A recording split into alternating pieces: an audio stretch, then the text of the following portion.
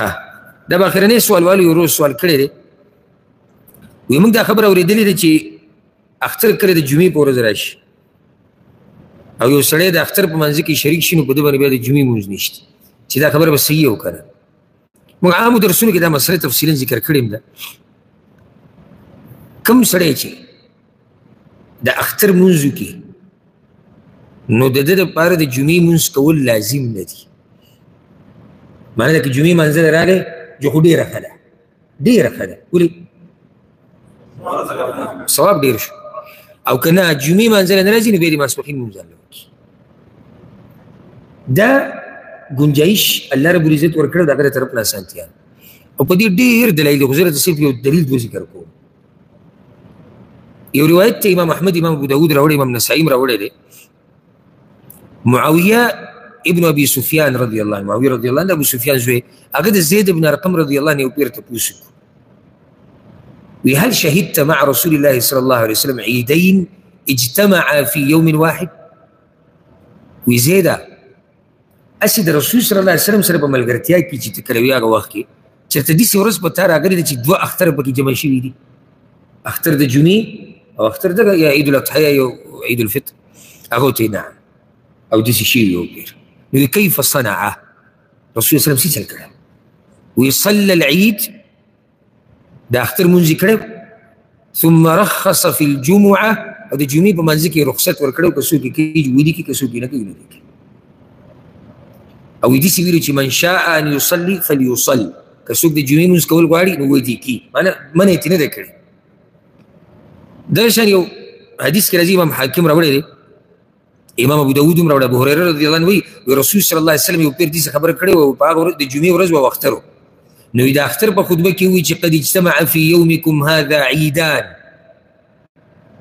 نن ستاسو په دې ورځ کې دوه اختره جمع شوي دي فمن شاء اجزأه من الجمعه نو که څوک غواړي د جمعې لمونځ نه کوي نو دا حاضرېدل ولا کافي دي کوم حاضرېدل اختر منځه ته او موږ به وایي د جمعې لمونځ کوو معنی دلته به د جمعې لمونځ کېږي موږ به یې کوو خو که څوک یې نه کوي او په دې اکتفا کوي نو دا ولا کافي دی دا یو دلیل شو یو بل حدیث کې راځي او بل دلیل ذکر کوي امام ابن ماجه راوړی عبدالله بن عمر وایي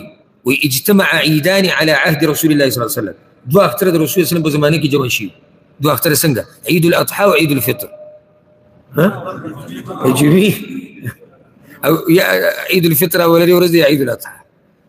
دا دو اختر جمع شي نو رسول صلی الله علیه وسلم لمونځ وکړو د اختر لمونځ وکړو او بیا یې دا ووایي من شاء ان یأتي الجمعه فلیأتها که څوک جمعې منځه راتله غواړي رادي شي ومن شاء ان یتخلف فلیتخلف که څوک نه راځي نه دي راسي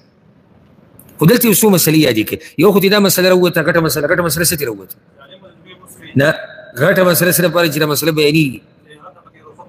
چې څوک د اختر منځه نه راغی نو دې ته اجازت دی که دې د جمعې لمونځ نه کوي نه دی کوي دا خو دې ثابته شوه دویمه دا مسله ثابته شوه چې امام هغه به د جمعې لمونځ نه پرې هغه به د جمعې لمونځ کوي که څوک راځي او که نه راځي